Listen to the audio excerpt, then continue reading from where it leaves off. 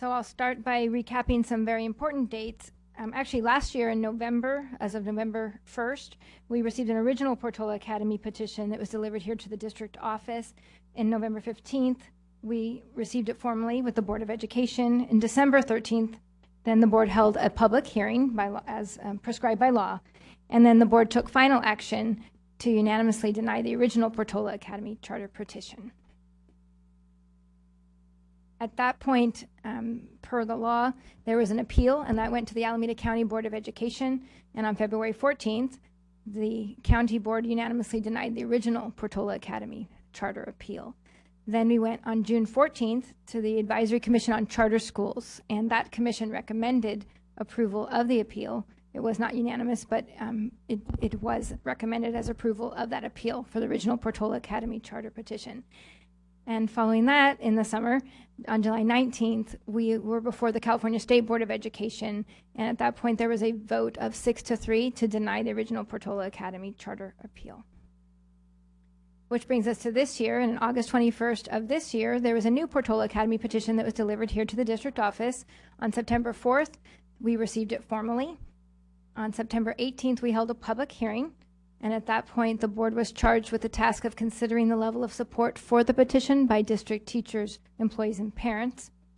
And then tonight, that brings us to tonight, October 16th, where you are being asked to take final action to either approve and authorize or deny the new Portola Academy petition. In anticipation of tonight, we have received quite a lot of communication through different forums. Some of the questions have been raised by board members or to board members and from the community. So we thought we'd just preface the staff report with some answers to frequently asked questions, and then these will be available for the public as well. So one of the questions that came up related to the petition submission was, is the Livermore Valley Joint Unified School District an open enrollment district? And so we just wanted to clarify, since that has been a point of contention, that yes, it is, and by choice. As evidence of that, approximately 1,800 to 2,100 students in any given year attend a district school that is not actually their neighborhood school. Another question that has come before us has been a question of whether this district or members of the board have ever actually approved a charter school before. And so we have not received very many petitions in the past, and primarily they have been from the Tri-Valley Learning Corporation. But actually on January 23rd, 2007, the Livermore School District Board did conditionally approve 2 petitions that were submitted by the the Livermore Charter Learning Corporation, which was the predecessor of this particular corporation. And then subsequently on Thursday, April 17th of 2008, the corporation requested the formal withdrawal of those petitions at the local level. Another question was, does the outcome of the board's decision tonight, whatever that might be after the vote, regarding the Portola Academy petition, does that have bearing on any decisions regarding the subsequent renewal petition that we are receiving formally tonight from the Livermore Valley Charter School? And we just wanted to clarify for everyone and the board that by law and as a matter of protocol, each charter petition must be considered on its own merit in keeping with required elements. They are separate, unique decisions. And it is actually possible, and it's not unusual for boards to deny one petition or authorize another one if they so determine that that is the best course, even if they are sponsored by the same corporation or entity. Each is a separate decision. Another question has come up as how many charter schools or petitions has this particular Tri-Valley Learning Corporation developed, submitted, or operated, and who has authorized them? Because there are some folks even who have approached us and actually believe that we have already authorized certain schools within the district. And so we just wanted to clarify that the corporation or its precursor, does have 2 existing schools, LVCS K-8 and LVCP, Livermore Valley College Prep 912. Both of those have been approved at the state level by the State Board of Education. They've also submitted the previous Portola Academy petition, which I just explained, that has been denied at all 3 levels. They've also submitted a petition for the Tassajara Prep High School in Dublin. That was denied at both the local and county level, and then it was withdrawn by the petitioners, or it's on a holding pattern. That might be something we can clarify. On October 10th, 2012, just recently, the Tri-Valley Learning Corporation Board approved 2 Acacia charter petitions that are slated for the San Joaquin County. Another question that's come up is, if approved by either the district, county, or the state, are the Portola Academy petitioners guaranteed the Portola site? Because the name implies that it's affiliated with the site. And actually, the petitioners right now are leasing that property through Prop 39 for the current high school, the Livermore Valley Charter Prep 912. And they will most likely seek to utilize the Portola site via the Prop 39 process, but that has yet to be determined. Another question has come up is, how do the LVJUSD charter facilities leasing rates compare with other districts around the state? And so statewide, because there's a range of charters throughout the state, the rates range from anywhere from 42 cents per square foot to $8.27. And we do have a reference point of that. And currently the Sonoma site, which is where the Livermore Valley Charter School has been hosted, is being leased at the 44 cents per square foot. And the Portola site is 44 cents per square foot. And initially that was just for a portion of the site, but my understanding is that going forward it is for the entire site. And one of the things that continually comes up is, how does the current charter school student performance compare to demographically similar LVJUSD schools? And so again, we just thought staff could just go through quickly quite a few slides that just give you a recap. We just received our recent API scores, and so it's this is not our full assessment report. This is just a recap summary.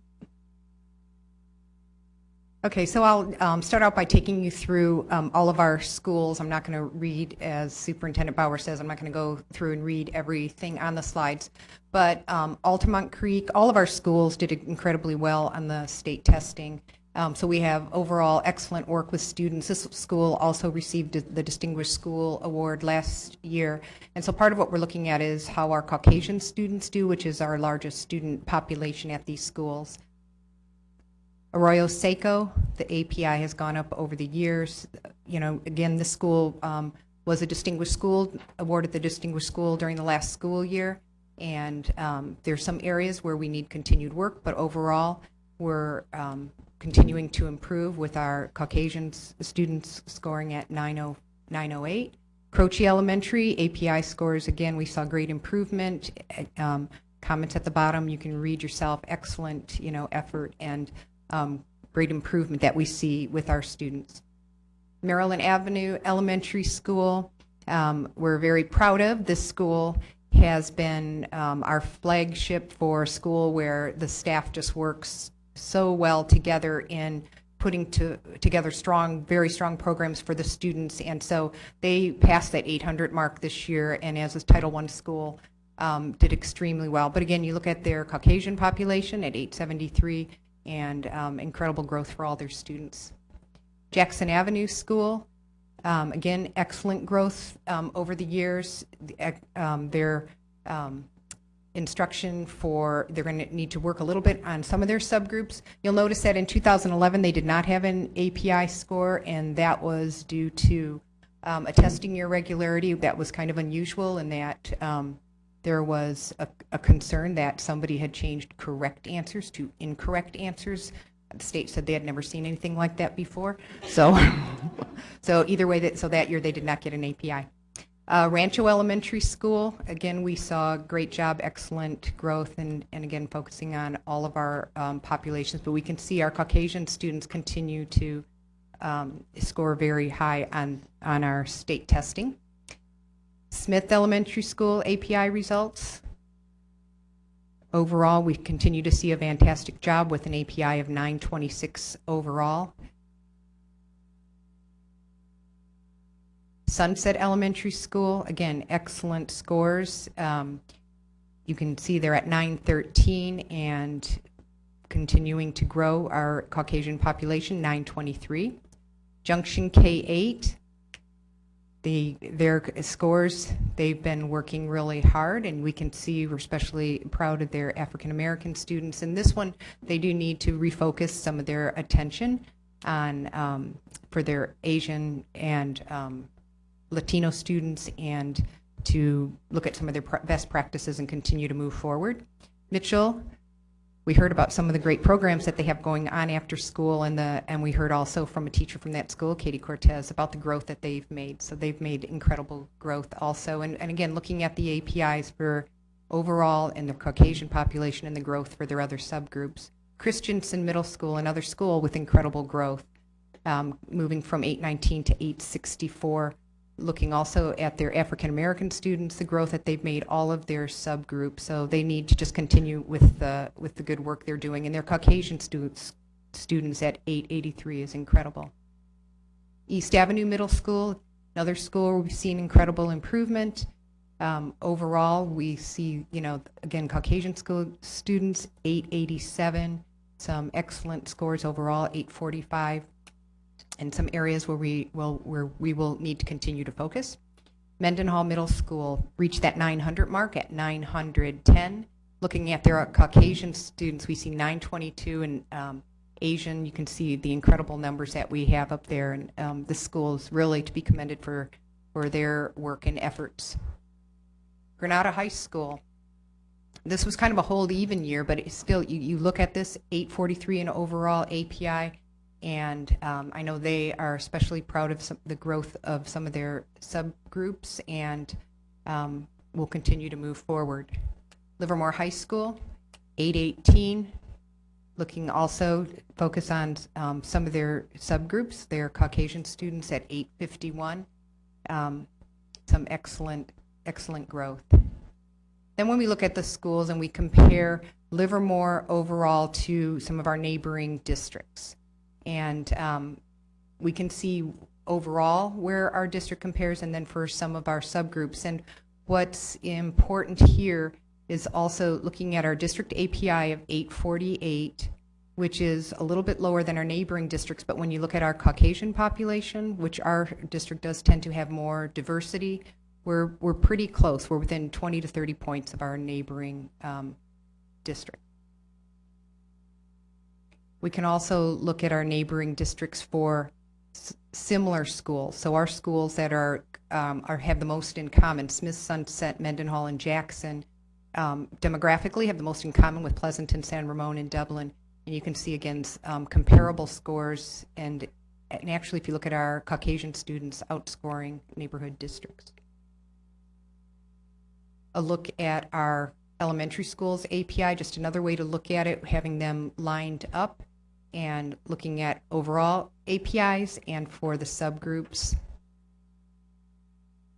and focusing on our largest subgroup and looking at the growth.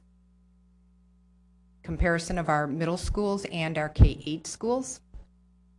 We can look at the overall APIs, which are 800s and 900s, 800s. And Junction moving up there, but when we look at our Caucasian students, we see all of those are well over 800, 900.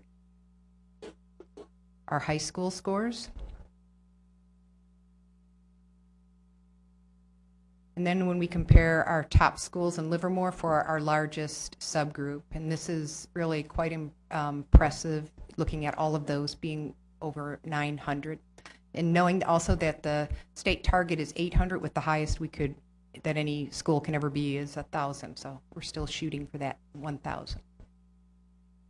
And then when we compare our high schools with the Livermore Valley Charter Prep High School, we can look at the overall API, and then which are all comparable. Granada's a little bit higher, but when we look at our Caucasian students, we are scoring quite well. In fact, all of our subgroups at Granada are outperforming both other schools.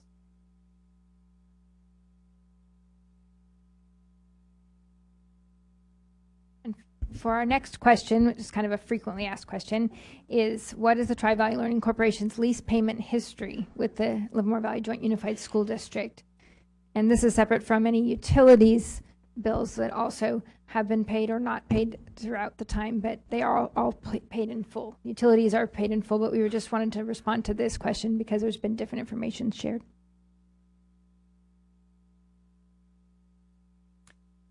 Okay, currently the lease language does say that the payments are due on the first of the month, and there is no obligation for the district to invoice for these payments. And we went back a couple years. So 10/11, if you look at the due date of the first of the month, you could see that the days late from the due date, we have never had a payment on time from Portola or Sonoma. And the total you can see is 491 days and cumulative for 2010-11. In 11-12, the same thing. There in Portola, we have a cumulative total of 590 days late, and there was never one month that it came on time. And again, Sonoma, the same thing. And then currently this year, this was actually our best month. October, they were only 9 days late, and that's for both sites.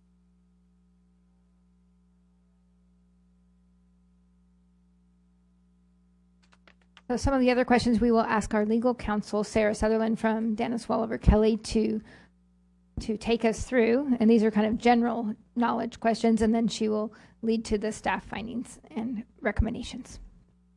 Good evening, President Dunlop, members of the board, Superintendent Bowers, cabinet members.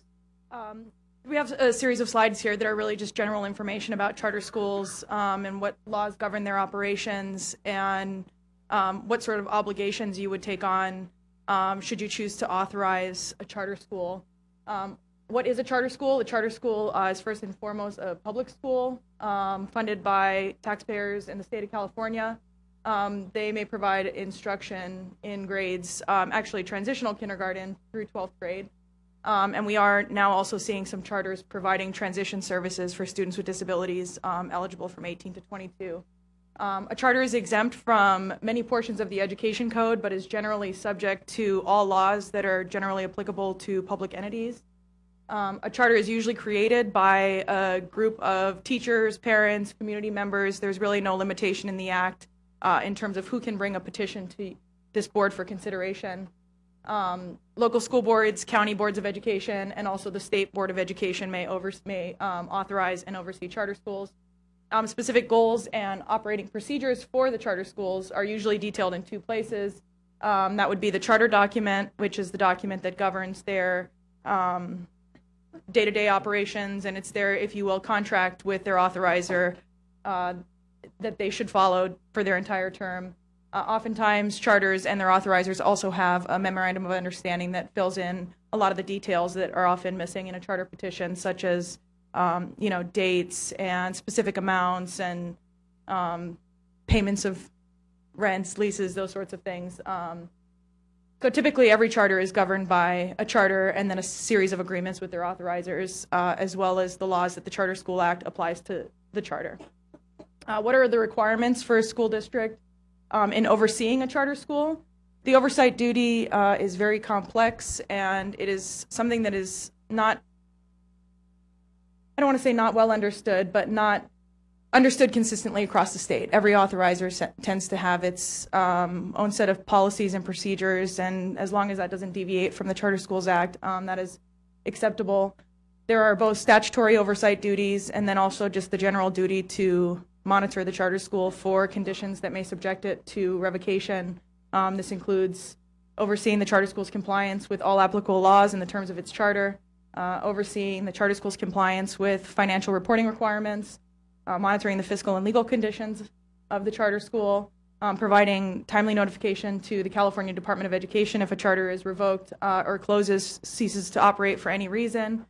And then just a note, the Education Code provides a liability protection to the authorizer.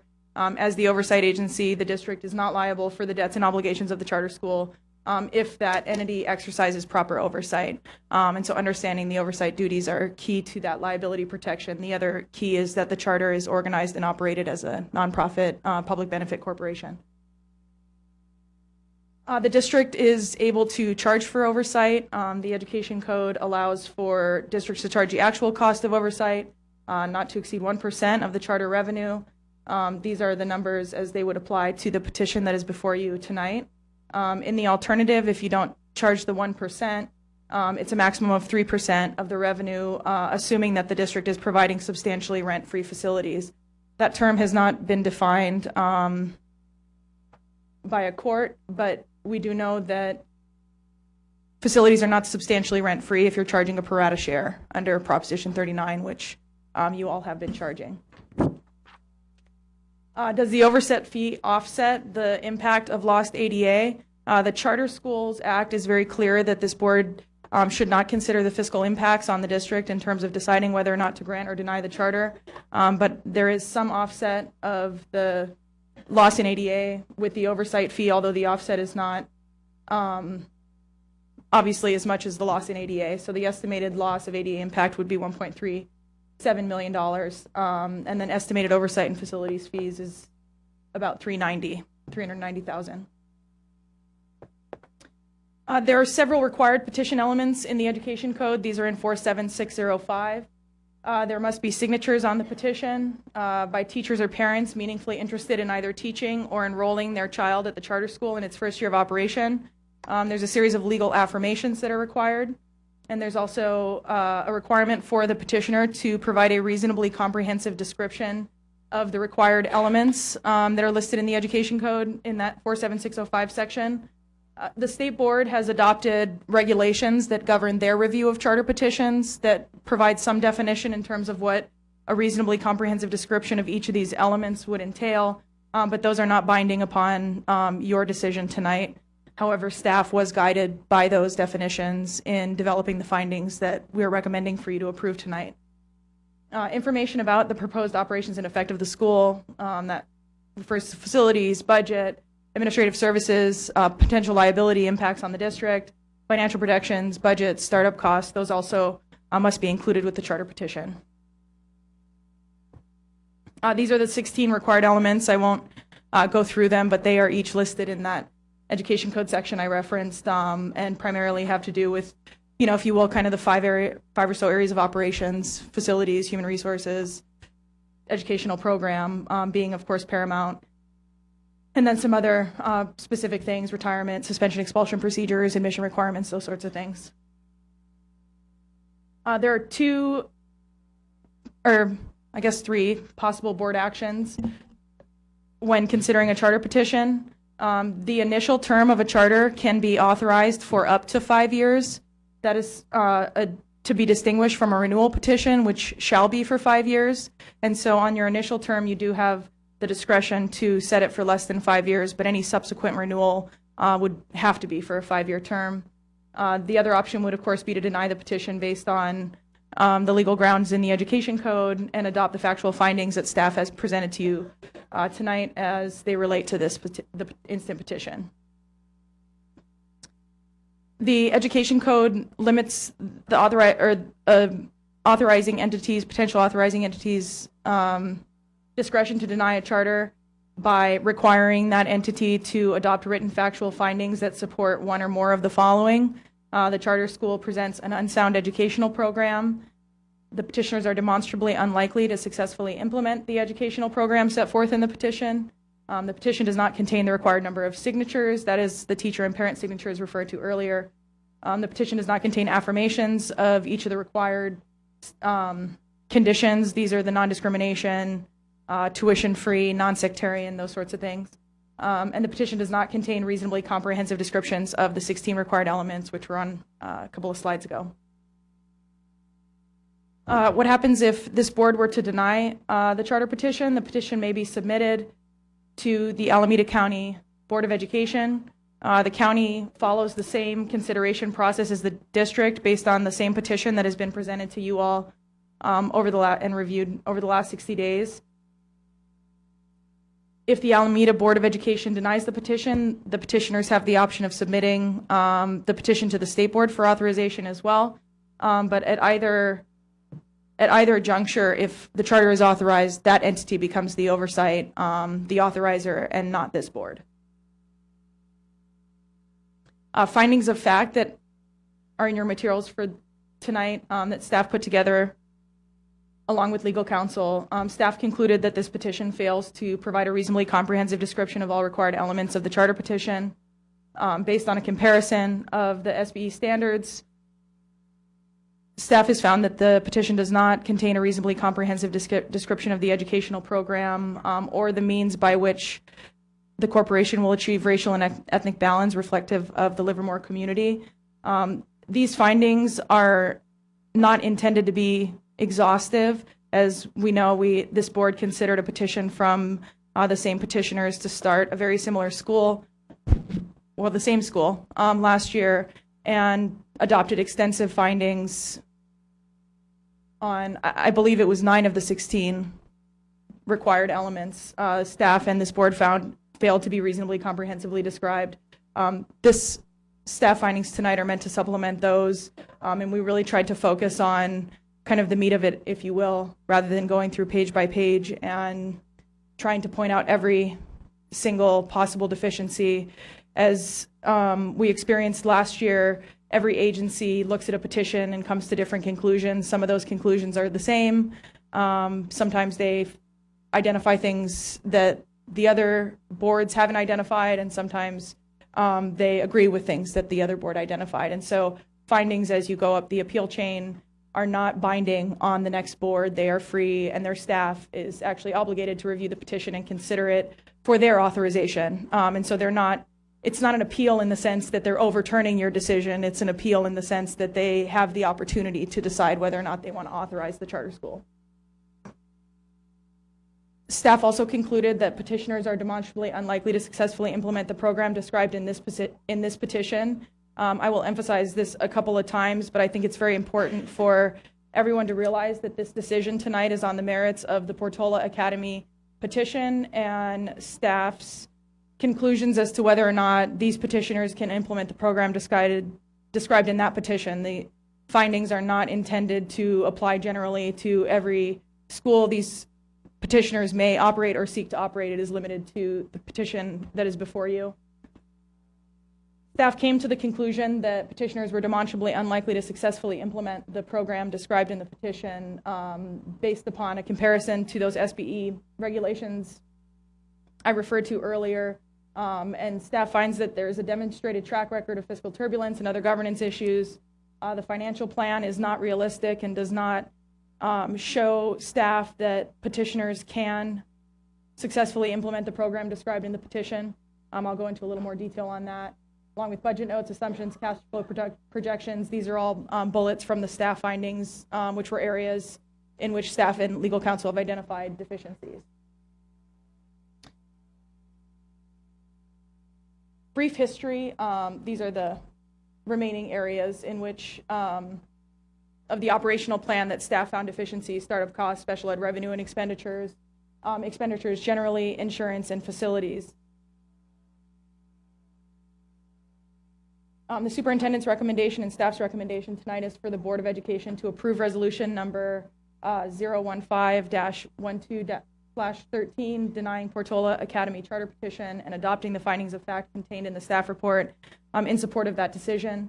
The Board of Education should also consider a motion to amend the resolution by incorporating as supplemental findings the staff report and findings of fact from January of 2012, Alameda County of Education findings, as well as the State Board of Education findings. As I mentioned, this petition in a lot of ways was very, very similar to the petition that was submitted last year. And it appears as though the petitioners primarily attempted to address the State Board's findings without really grappling with this board's findings or the findings of the Alameda County Office of Education. And so to the extent that the findings were not addressed from last year, they are incorporated by reference into the findings regarding this petition because those are either identical or substantially similar.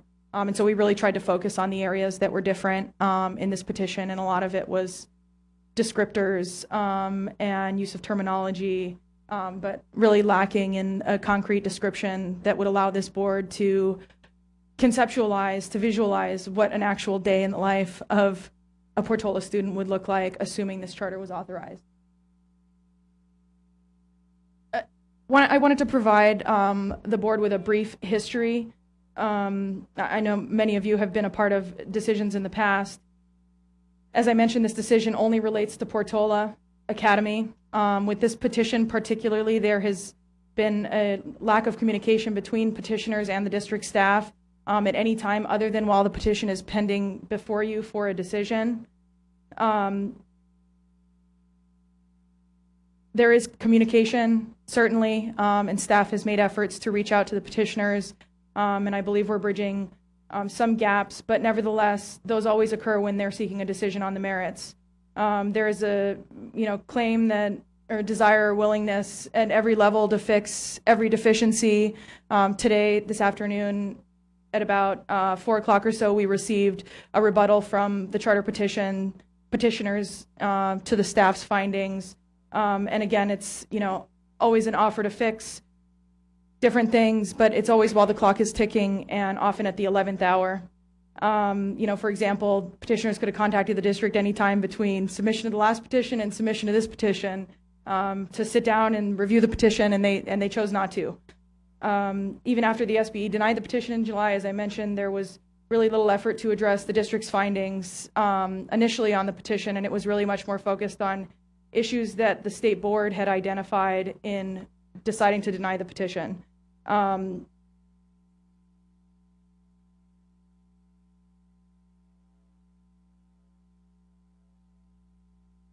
In sum, the reason staff has concluded that the factual findings do not, that the petition does not reasonably comprehensively describe the educational program and that petitioners are demonstrably unlikely to succeed is the same primary basis from our perspective that the state board denied it, and that is that petitioners don't have any successful track record of serving the students that they are supposedly targeting in this petition, yet they propose to serve them with basically the same educational program that they're providing at their existing K-8 school.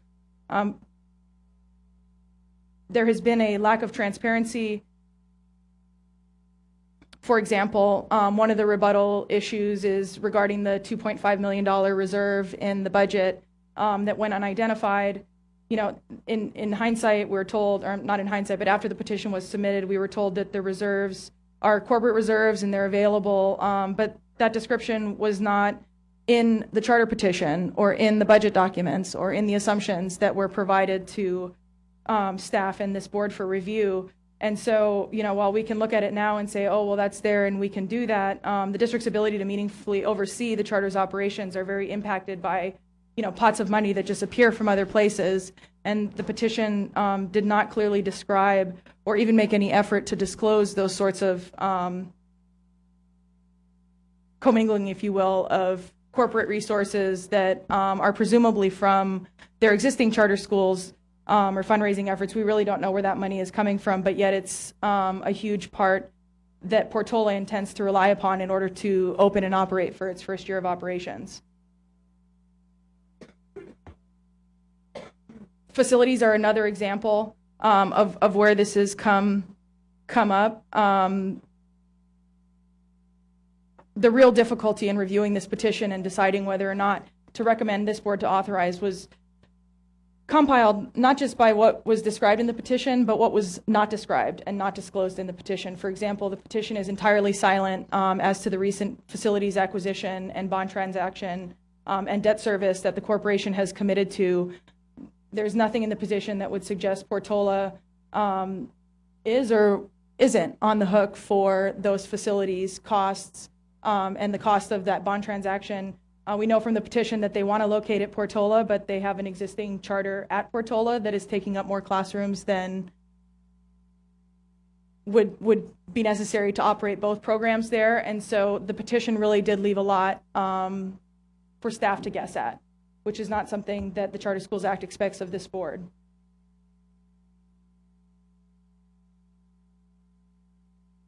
Back to the target population, the petitioner, as last year, has again this year decided in presenting this petition to focus on who they term as underserved students. These, from what you can tell in the petition, is primarily English learners. But again, that the idea that this petition was presented to serve a group of underserved learners is undercut by the fact the petition describes no transportation, no food services. Students can be disciplined for aggressive behavior or failure to serve detention. The discipline section still doesn't have this correct manifestation determination or the recognition that if a conduct is found to be a manifestation of the disability, the charter must stop the discipline and allow the child to remain in that placement. There's not a recognition that the 10 days of suspension that trigger the manifestation determination requirement is not just 10 days, but it's also a pattern of removals. And so when you try to harmonize the promise to serve an underserved population with a petition that doesn't have all of the elements that were necessary to get those students there and have them ready to learn, again, it leaves a lot for staff to guess at. When you couple this with the inadequate description of the finances, operational, and facilities plan, it requires staff to also conclude that petitioners are demonstrably unlikely to successfully implement the Portola Academy program.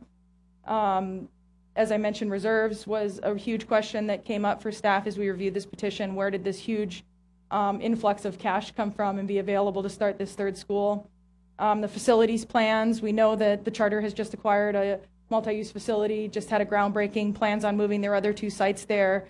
Yet the petition suggests they're still going to house Portola Academy at the Portola site. And so, separate is certainly not equal. This leads me to, again, reiterate that what is not disclosed or described is of fundamental importance in concluding that the descriptions are not reasonably comprehensive and that petitioners are demonstrably unlikely to successfully implement the program.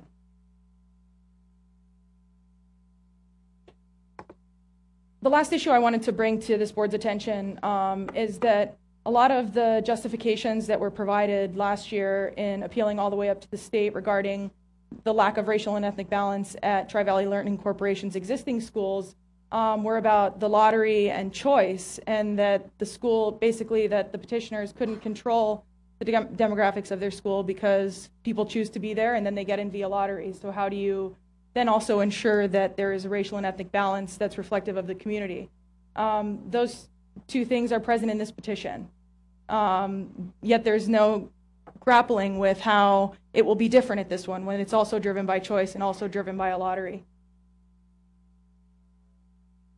Portola Academy has been referred to as, profitable venture, those sorts of things, which also cause staff to conclude that this is not really about opening a new program for a particular population as much as it is about growth for the corporation and their existing charter schools.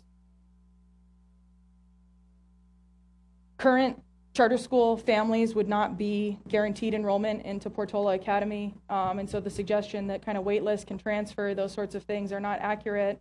And given all of these issues that I've just highlighted for you, which are more detailed in the staff findings that have been presented to you, staff respectfully request for the board to deny the Portola Academy petition and adopt staff's findings in support of that, as well as the resolution.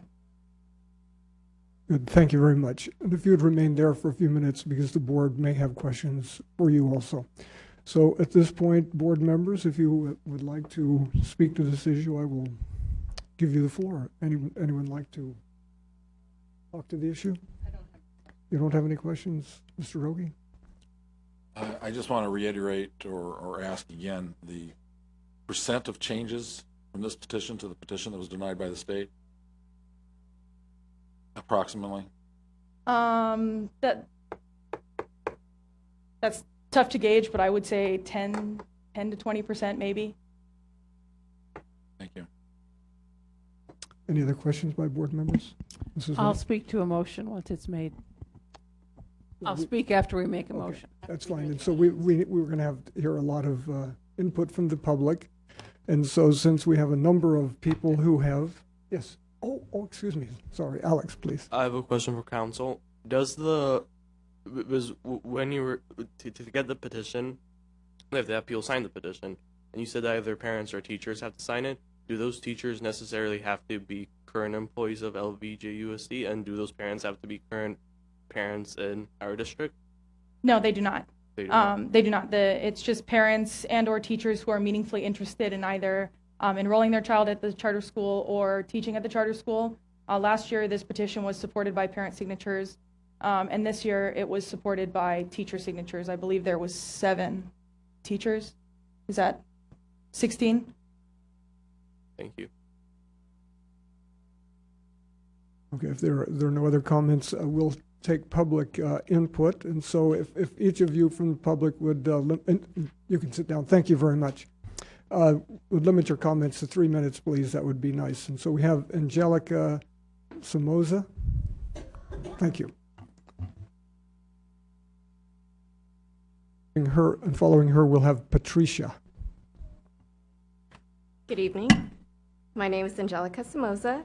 I was introduced at first about 5 years ago to the Portola community because my husband was teaching voluntarily for Mexican folk dancing, and we fell in love with the community. And just when we didn't think that it could get any better, we combined with Junction Middle School.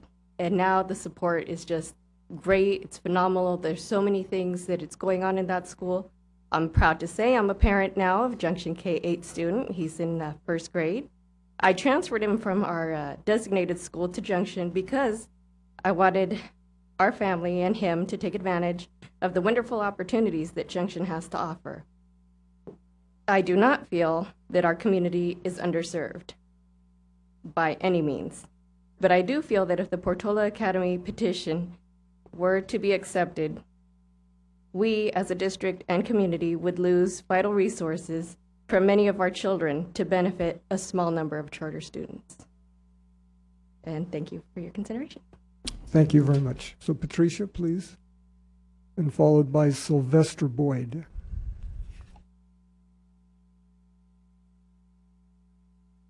Hello, good evening. My name is Patricia Clark, and I'm a parent and a volunteer. And I moved to Livermore about 2 years ago.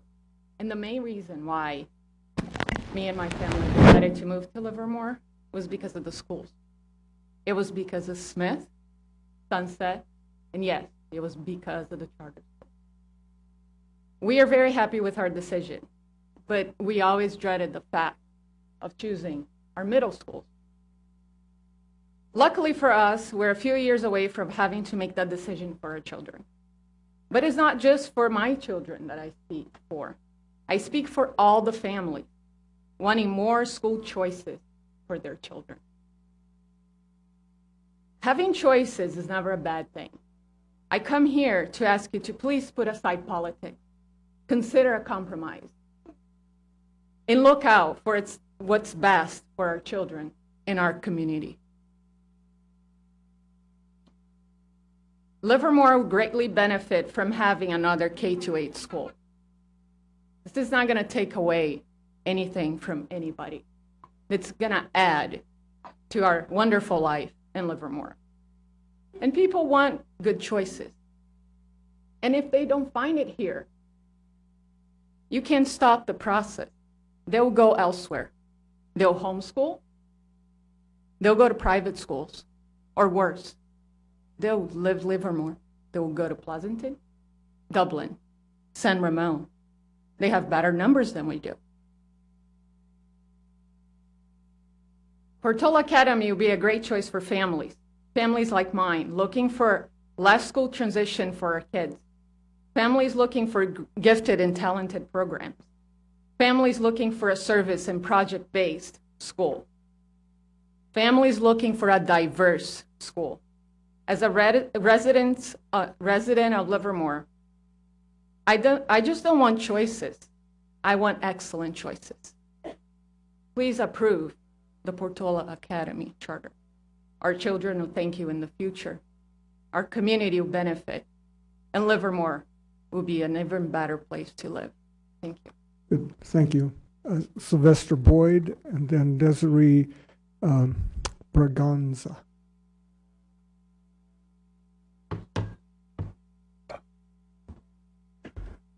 Good evening, honorable ladies and gentlemen of the council. My name is Sylvester Boyd. I'm a citizen of Livermore. I've lived here over 15 years. Looking at these numbers that was presented to me before, I don't know if I want my daughter to go to school in Livermore because she is a black child. And those numbers aren't favorably reflective of what she will receive if I bring her into this system. That is one of the reasons why I'm here to speak for Portola Academy tonight, because I feel that the choice is important to me. I feel that I need to be in control of my daughter's education, because if I believe Portola Academy can give her what she needs, what the Livermore district is not giving her at this particular point, reflective of the numbers that I've seen here, then I need to be able to put her and position her in a place that could possibly improve upon what she's receiving from the district right now.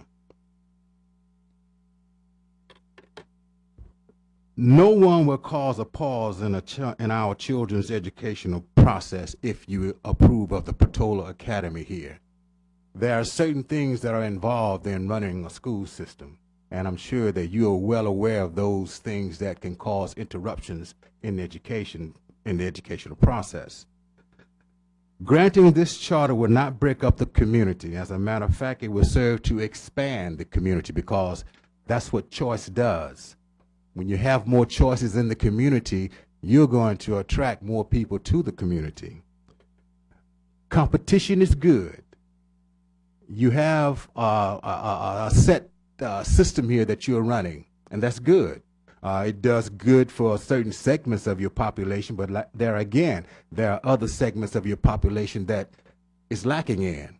Maybe a little competition will improve those other segments, because if this academy starts to, deliver the goods for the underserved, like my daughter, then maybe the rest of your district will, look at this and say, hey, we need to get on the ball. What are they doing over there? Competition even makes your best better.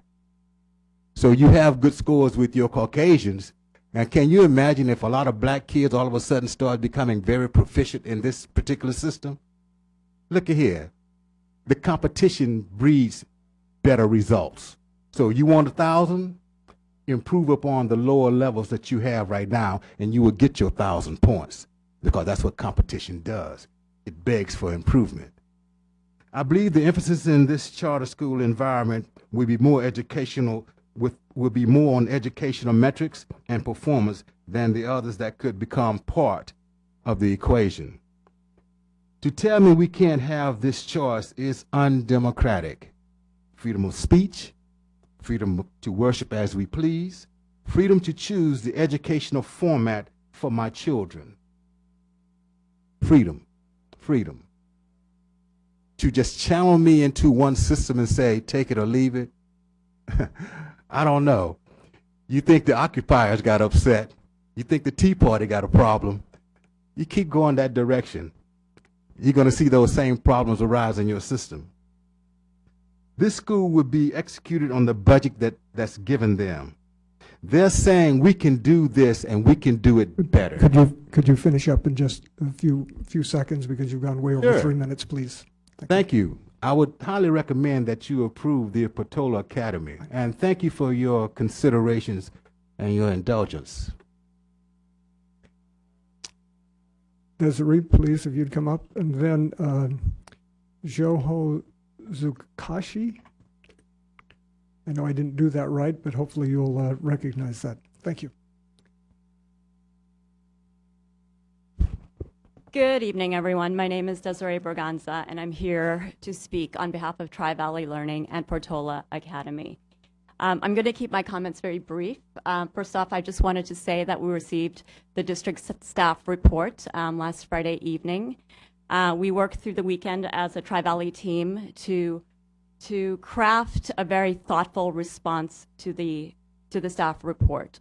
And that was sent to Superintendent Bowers and your legal counsel this afternoon. And I just want to make sure that you all have copies of that, because if you don't, I have hard copies as well.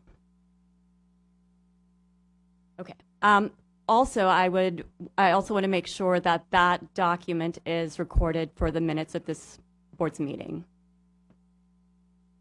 Okay. I wanted to say that as an organization, in our report to you, we found many, many inaccuracies and statements that we found unfounded. So we responded to them at length, and we hope that you will consider those in your decision making.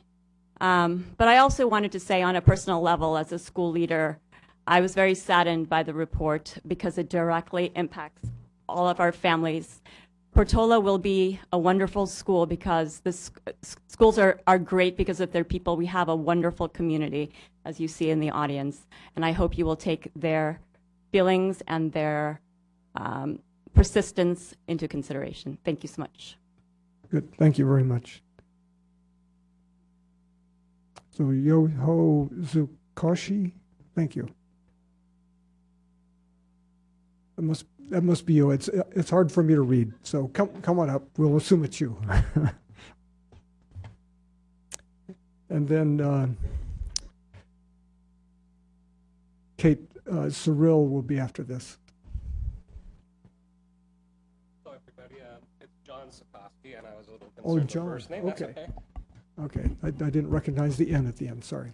I am John Sikoski, and I am the treasurer of Tri-Valley Learning Corporation. So it's a pleasure for me to be here in front of you tonight. You know, you try to take these things personal once in a while. One of the line items or two gets to you, and this one got to me. Page 6 of the staff report started with the budget reflects a reserve of 4% of expenditures, and that actually should read 4% of revenue, and it's actually just state revenue. So the next part of this that was calculated by the special report would be inaccurate, and I just want to bring that to your attentions, please. The next part also talks about state unemployment insurance. State unemployment insurance is a tax in California that is based on an employee's first $7,000 of wages at the employer's experience rate, and it stops at $7,000. So therefore, a teacher or a principal or anybody else, no matter what their salaries, they're going to end up paying the same thing if they make $7,000 or more. So the next part of that description that would be inaccurate as well, because then everybody would really get the same amount. And of course, the part that got me was the last sentence. It says, these errors suggest petitioners lacks appropriate skills or exit to properly budget for the PROS charter school. So I get a chance to throw that back now and say that the report writers lack appropriate skills required to properly judge our budget for the PROS schools. And I do that only because it just irked me that that was in there like that last sentence. Furthermore, 2 paragraphs down, it says the unintelligible budget line items, one is ETT, that is another employer tax. Everybody in California should know ETT stands for Employers Trainers Tax. So another line item that unfortunately they didn't catch and didn't know what that meant. Really, I just want to say though, honestly, this corporation is about the children and learning and giving them the best opportunity they can.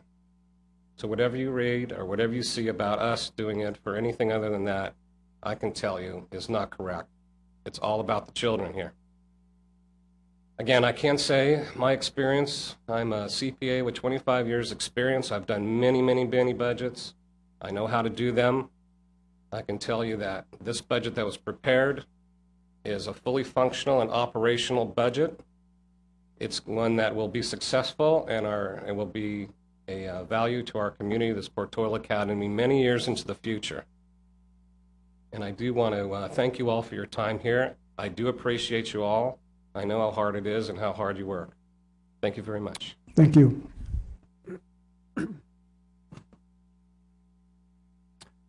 Kate, and then after Kate, it will be Jeanette Garza.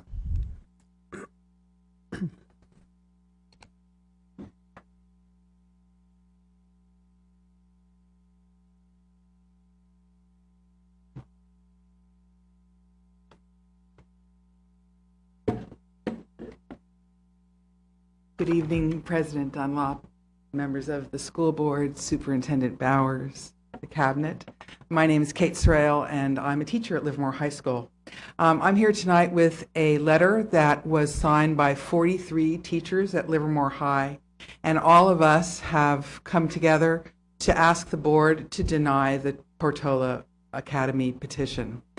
There's been a lot of speeches and talk already, so I'm going to keep my comments brief as well. What I would like to address specifically is the claim that the Tri-Valley Learning Corporation has made about the success that they currently have with underserved students or at risk or at promise or whatever you want to call this particular population. If you look at the data that I've provided with the letter, these are reports from the California Department of Education. They are the actual STAR scores from 2009-10, 2010-11, and 2011-12. And if you look at those reports, you will see that not in those 3 years in the current charter school, none of their socioeconomically disadvantaged and none of their English learners have scored at proficient or above. Lastly, it's a little difficult to track the students that are designated as disabled because of the numbers, but I did kind of like look through it carefully, and out of 65 students that were tested in 2012, 22 scored at proficient or above, and those were kids in 5th and 6th grades. So, and then in closing, we've been playing the numbers game, and again, using the information that I got from the California Department of Education, their current charter school has an English learner population of 3%. Their socioeconomically disadvantaged students are 4%, and 9% of their students are categorized as disabled. So, you know, I don't believe that the charter school has the expertise that it claims to have, nor do I believe, based on the data that I've looked at, that they have the success that they claim to have. Thank you. Thank you very much. Jeanette Garza. And then we'll have Libby Mihalka. I'm not good at these names, but anyway, Libby will be after this. Go ahead. Hello again. I'm Jeanette Garza. I speak tonight as a graduate of LVJUSD, as a parent of students who have graduated and are currently enrolled in LVJUSD, as a teacher at Livermore High School, and humbly as a person who all my life has been a member of that at-risk, underserved population.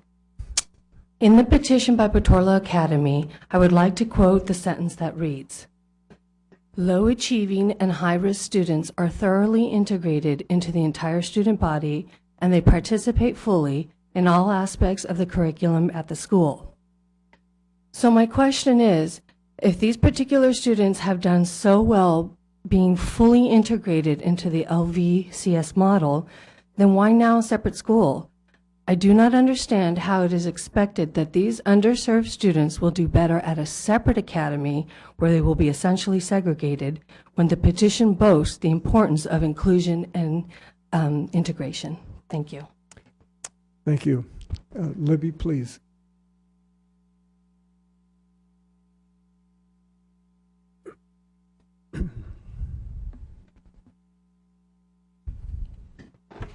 Good evening. My name's Libby Maholka, and I've been a resident of Livermore for over 22 years, and I have a son who's in 3rd grade. He's at St. Michael's, which we love it at St. Michael's. We have applied for the last 4 years since he was in kindergarten to go to the charter school and have never made it into the charter school. We would love a chance to go to Portola Academy. We think that charter schools offer a great alternative in education.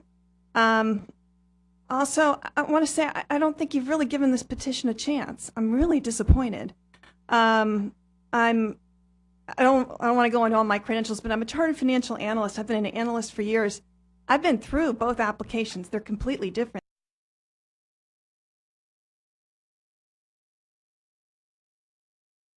They redid the whole thing. Their numbers look great. I went through them with a fine-tooth comb.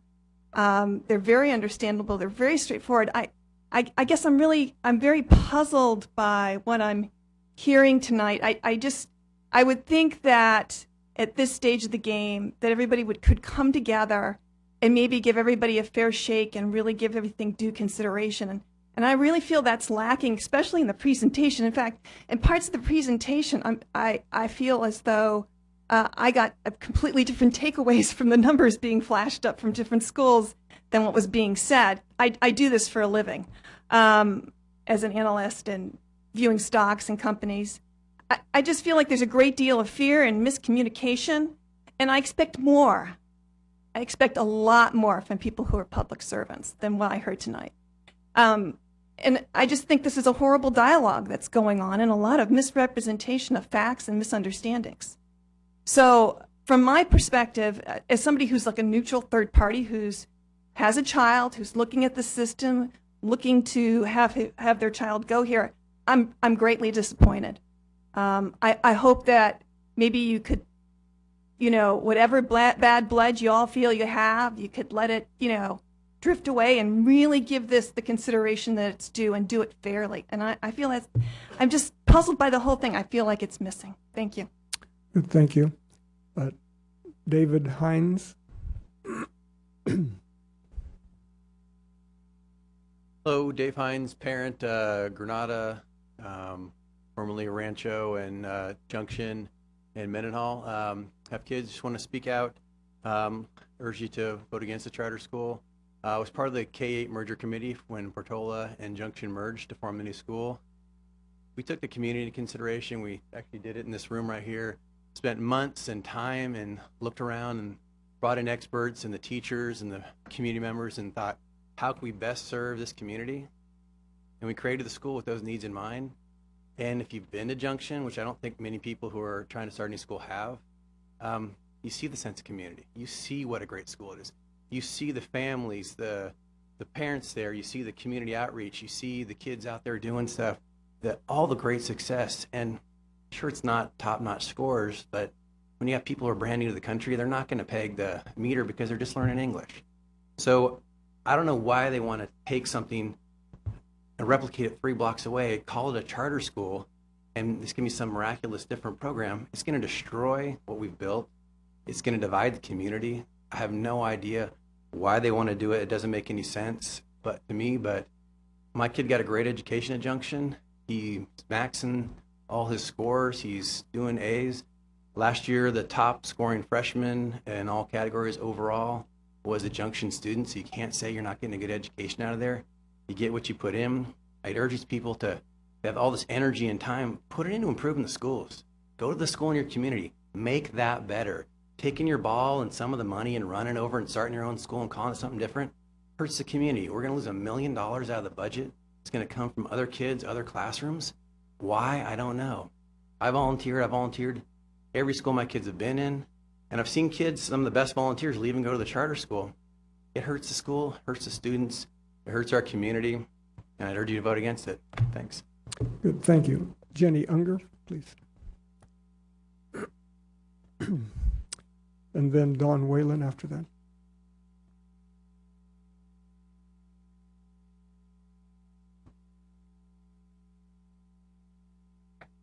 Good evening. I'm here to read a letter from a parent from Junction named Eric Barron. Dear LVUSD, whatever. It's supposed to, that's what he wrote. Dear LVJUSD board members, I am writing this email as a concerned parent in the Livermore Unified School District. Not only am I a parent in this school district, but I'm a teacher and activities director in the New Haven Unified School District in Union City. The purpose of this email is to ask the board to deny the Portola Academy petition in the Livermore Unified School District. As an educator, I understand the importance of the dual immersion program that Livermore's Junction K-8 school offers. I understand the power of education and language. I understand that there is an empirical evidence suggesting that a second and even a third language learned through full immersion before the age of 12 has significant benefits to that student's academic progress. In contrast to this evidence, the American school system begins, in most cases, as second language classes in secondary school. This time frame misses the appropriate window of obtaining fluency in a second language. Having researched all of this, my wife and I decided to enroll our daughter in the dual immersion program at Junction.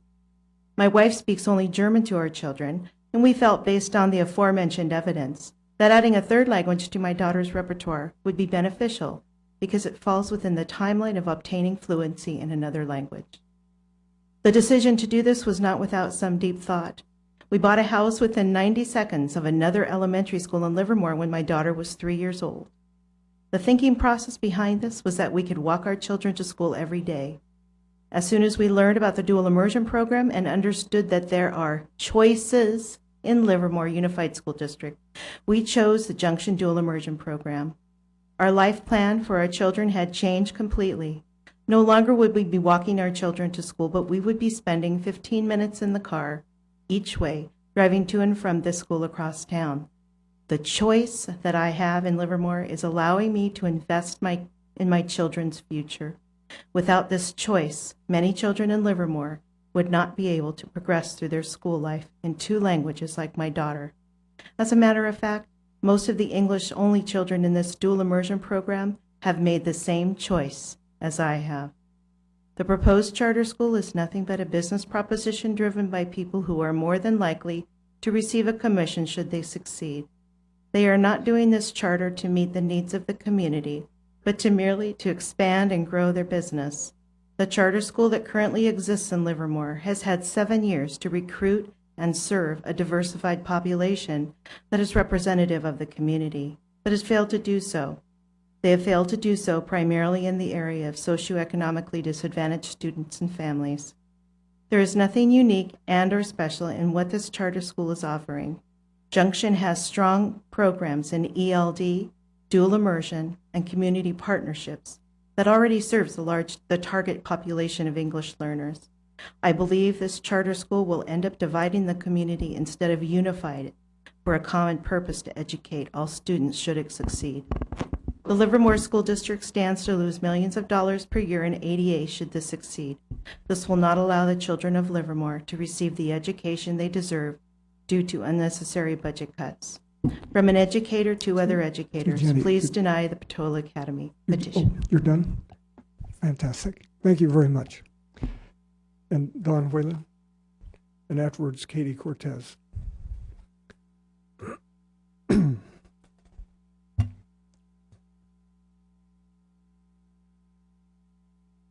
Good evening. I'm Dawn Whalen, parent of a Livermore High sophomore, and my 6th grader, after interviewing middle school principals, chose Junction as her middle school, even though it is not our home school. While I am not against charter schools in general, I oppose this petition strongly because it doesn't seek to create anything unique within our city. Charter schools are typically an outlet for students in failing schools or for experimentation with innovative education methods. With the district's 848 API overall and several schools over 900, we are well over the state's target of 800 and are not a failing school district, and many schools have innovative programs in place. As an open district, our students have many choices. This is the 2nd time that TVLC is presenting this petition to the district. The original petition, again, was denied at the state level in July. I am here to support the vast majority of students in Livermore, the students who attend all schools of LVJUSD. I understand that there are 16 elements that are to be addressed in your decision to approve or deny a petition. These elements are definitive and removed from emotion and public opinion. My concern as a parent is that the TVLC, by their admission, has developed and submitted 2 successful charter petitions. Yet with this success, the state denied their PA petition due in part to areas that did not meet state law. If TVLC were passionate about serving what they define as an underserved population, wouldn't they have done their due diligence to ensure that their petition at least met state law in all 16 elements? Taking a month from the state's denial to repackage a petition makes me question if it truly meets the requirements for a successful school. I support the LVJUSD staff's recommendation to deny the PA petition and ask the LVJUSD Board of Trustees to support them as well and deny the petition. Thank you. Good, thank you. Katie Cortez.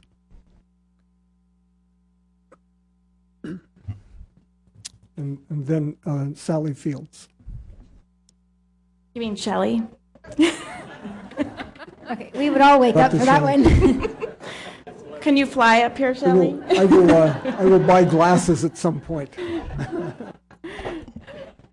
Well, you heard who I am before, but I wanted to say, well, I would not speak ill of the charter school at all because I'm a pleaser and I have friends who teach there who I value as friends but also respect as teachers. Also, I want to say that there is another choice that has high expectations, enrichment. We're going to have foreign language at our school. We serve the underserved community, as you saw in our test scores, and we're going project-based. So feel free to come to Joe Mitchell. And I am sure Dr. Laura Limbo, our principal, would gladly give you a tour and introduce you to our site. Thank you. Thank you. And Shelley, I have this thing with names that start with S, kind of. That's okay. Get tripped up. I admire Sally Field. So I only have a quick comment. I have spoken before on behalf of Junction and in support of your denial of the petition, but this is a point that I think needs to be made this evening. The current petition does not adequately describe the range of services that the petitioners will provide for special ed students. I'm concerned that the continuum of services will fall short of what our students currently receive within our district. Tonight we honored the Sunset staff for the excellent program they provide, and the Tri-Valley Learning Corporation has yet to demonstrate that they can meet the needs of the special ed students or their families within their own existing schools, let alone the Portola Academy. Thank you. Thank you. Now, we've discovered that our rules on communication from the public have outgrown or lacking behind technology, because I think a number of us received numerous letters on this issue. And we're not going to read those, but we will make them available and just tally them, and we can make that available for people in the minutes of this meeting somehow, if that would be appropriate.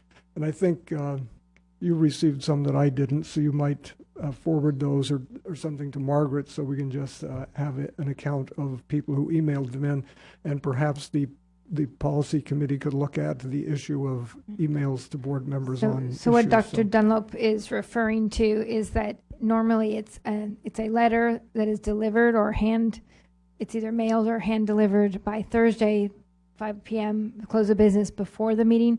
Those are counted as formal correspondence. And if it's an email or a printout of an email, then those are not part of the formal correspondence, and particularly if they come after. Unfortunately, what happens, and I think we should revisit it in policy, I agree with you, is sometimes you wouldn't know that you were going to make a comment until you see the published agenda item. So in the charter school situation, though, that's why we have a public hearing that is many weeks before, and so there has been a lot of opportunity. There's a 60-day opportunity by law for people to comment and weigh in. In this particular case, we had almost a year of comment and weighing in last year. But I do agree with you that we should probably look at policy, not in just in relation to this particular item, but to any other item that people would like to weigh in on. And so Mr. Vernoy can add that to his list. Okay, thank you. So is there anyone else that would like to speak to this item? Board members, do you have additional questions or comments that you would like to make? If none, do I have a motion to basically on resolution 15-1213, one which would be to approve the denial of the... Can we go ahead and first, I'd like to move that we amend the resolution as recommended by our attorney to include the findings of fact from January 2012, the Alameda County Office of Education findings of fact from February 2012, and the State Board of Education findings of fact July 2012. Second. When would we take care of that amendment? You'll take care of that Right now, we want to afterwards, amend if the we approve resolution that. before we move Okay, it. so all those in favor of making that amendment? Aye. Aye. Aye. Aye. Aye. Aye. Okay. So we're all in favor of making that amendment, so if you would make that amendment, and you might give that specifically to Margaret following the meeting so we get it correct. So now let's deal with the petition itself, and so do I have a motion? Well, I'd be happy to move the resolution 15-1213 to deny the Portola Academy charter petition and adopt the findings of fact included in the staff report and the others we just amended into it.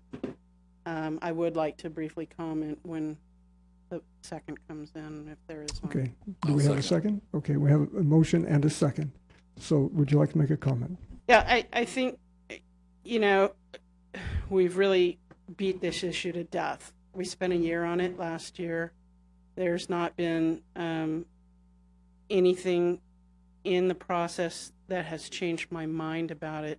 I think my deepest concern is the financial aspects. The charter asserts that they're financially sound, and yet they habitually don't pay their bills to us. So the evidence doesn't support the assertion, and there are a lot of budget items that aren't identified by source. It's great to say that you've got $2.5 million in the bank, but when you don't address how you got it, and you know, we believe that that might be from the bonds that were issued, but there's no repayment structure.